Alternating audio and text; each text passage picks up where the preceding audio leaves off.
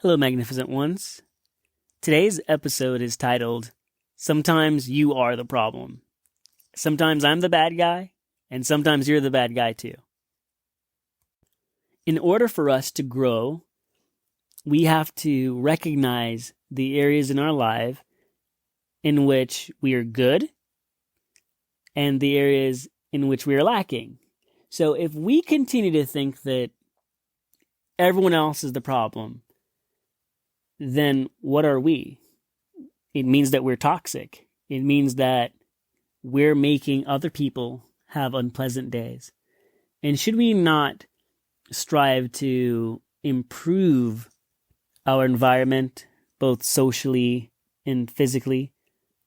So if we're the problem, we need to recognize that we are the problem so that we can end it and begin to make logical and meaningful solutions and come up with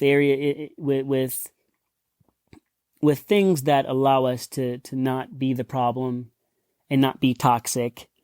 And instead of repelling people, we can attract people into our bubble. Maybe you're the friend that everyone stopped inviting to things. Maybe you're the friend or the ex that you don't know why everyone's ever left you or why you can't keep a relationship. Well, look inward, reflect. Treat it like the scientific method. The scientific method. Each endeavor starts with a question, and you have to ask, "Am I the problem?" You could decide to face the truth and ask, "Hey, why do you guys stop inviting me out places?" Or, "Hey, why did you leave me?" There has to be a reason. And if you are that reason, find out why so that you can work on the things that make you unappealing to other people. What makes you the bad guy? What is it? Are you the controlling friend or the controlling person in the relationship? Or are you the person that only sees the darkness and never sees the light? And you're constantly negative, and you're the person that brings down the energy in the room. As they say, the Debbie Downer, the mood killer. If you're that person, of course you're repelling people. So why don't you start off by checking your emotions and trying to see the positive in the day, if you're one of those people, and focus on the positive.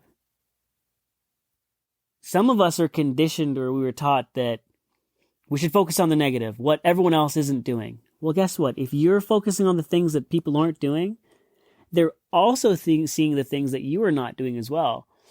And they will look at you, and rightly so, like a hypocrite that you are. So live and let be if you're the person that can't seem to see the gray or the light. And focus on the positive, both with yourself and with others. So think about that. And if you're the person that when dating, you cannot seem to keep a relationship going for a good period of time, you have to look at it, analyze it, break it down. Are you controlling? Are you insecure? Are you jealous? Are you overbearing? Are you obsessive? Because those are things that destroy a relationship. And if you don't know, and the people around you won't be honest with you, there are resources. Try therapy. Who knows? It may reveal things about yourself that you didn't know before. And you can say then, "Hey, I used to be this way, but I'm working on me. Have you met me lately?"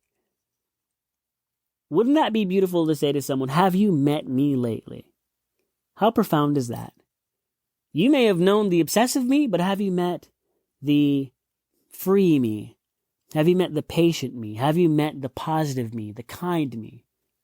Because I want you to get to know that person. Because that person wants to build you up, inspire you, and encourage you to do amazing things. We need therapy sometimes, and we neglect that truth.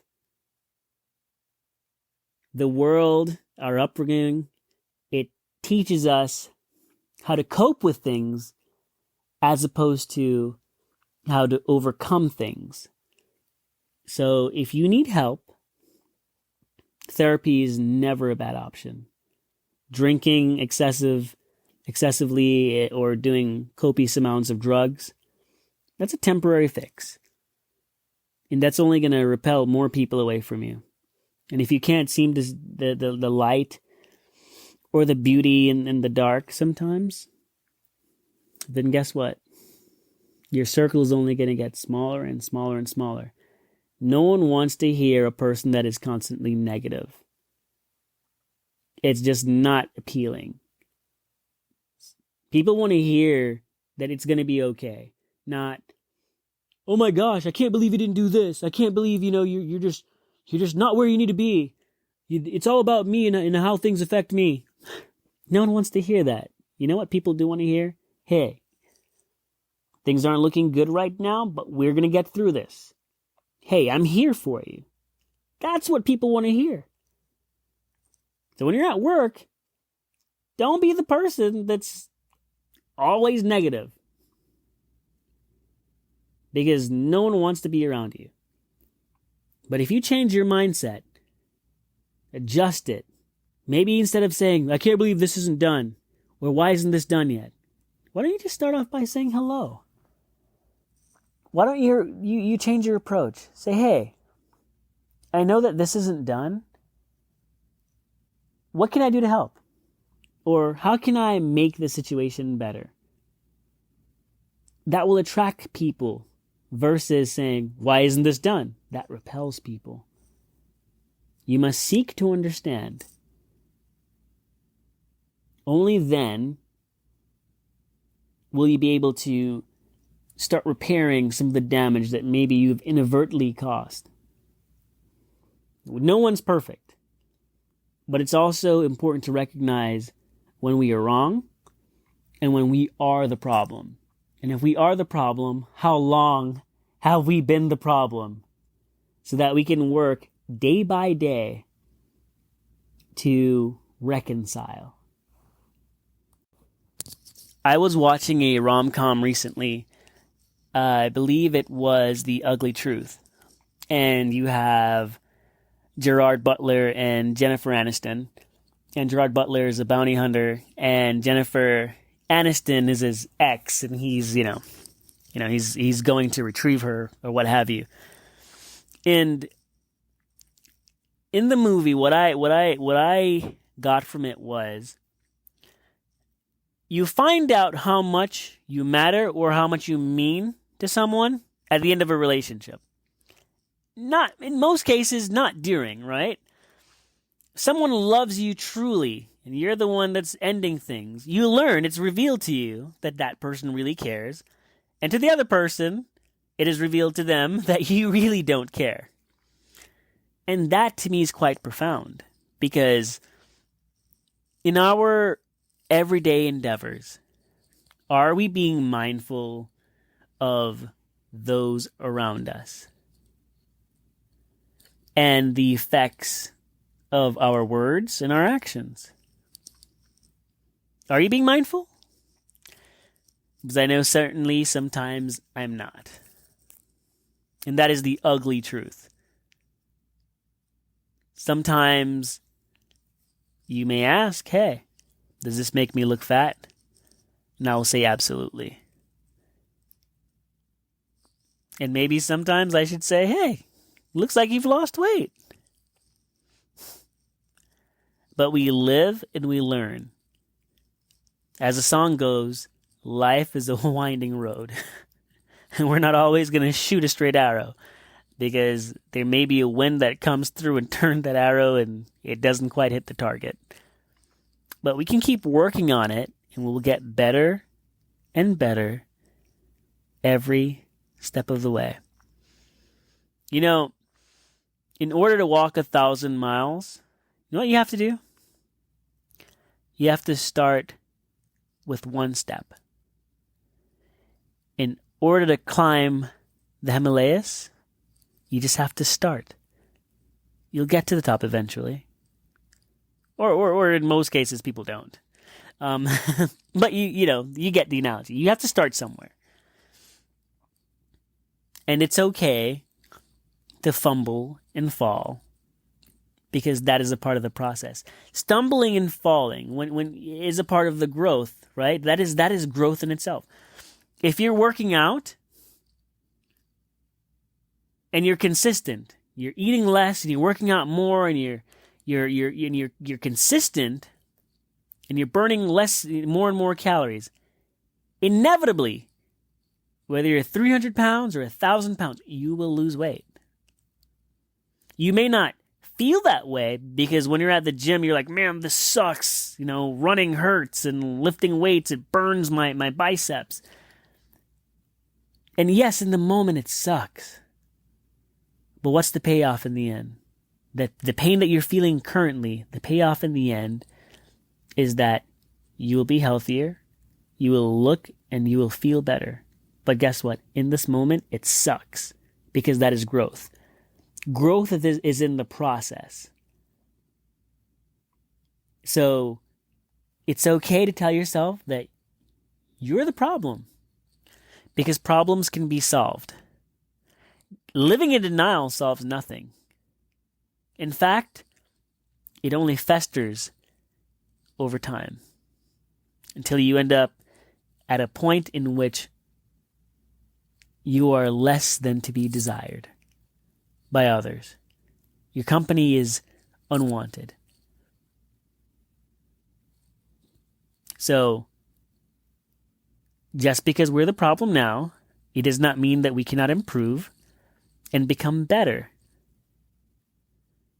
Isn't there a value in knowing that, hey, I'm getting better. I'm communicating better. Oh my goodness, I just made someone smile today by saying something kind. Wow.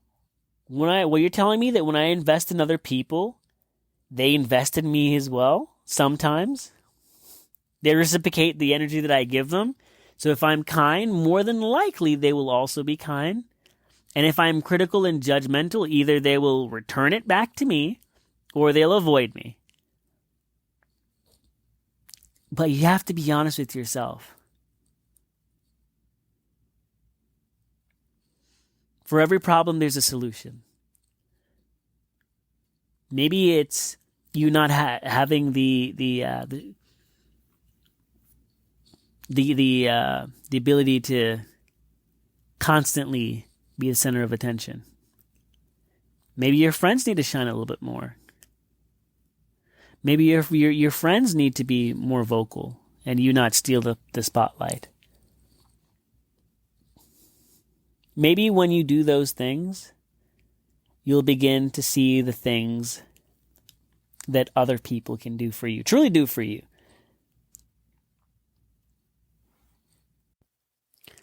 And once again, magnificent ones, I just wanted to say thank you.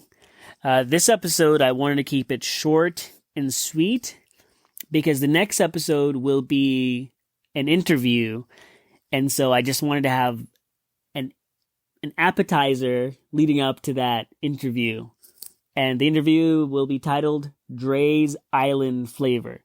And I'm very excited for it because I haven't done an interview before, and it'll be interesting. It'll be interesting. I'm excited.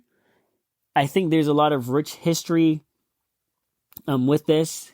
It's an episode that shows a person's evolution. It highlights what it means to be dedicated to your craft and believing in delayed gratification and rebuilding yourself. I love a good comeback story. And I love seeing people prosper and just them elevating their lives and enhancing the lives of their loved ones and their friends and so forth. So I'm very excited and extremely privileged to be able to have this interview, and I think that it'll be a great value to anyone who tunes in and listens to it. I mean, there's just so much rich culture attached to it. Truly, truly, truly, truly, truly, from the very bottom of my heart, I am ecstatic. Woo! Ecstatic for this interview. And once again, if you're ever in the Erie, Pennsylvania, Northeast Pennsylvania, please check out Cellar 54.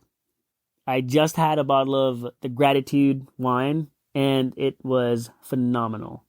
So invest in local businesses and family-owned businesses and talk them up. Talk them up. I'm telling you, this is quality stuff, man. Quality stuff. So much so that I enjoy it and I overindulge a little bit every now and then. But still, Cellar 54. Amazing wine, great quality, and again, rich history. A lot of, family-owned businesses are worth fighting for and investing in. Thank you, Magnificent Ones.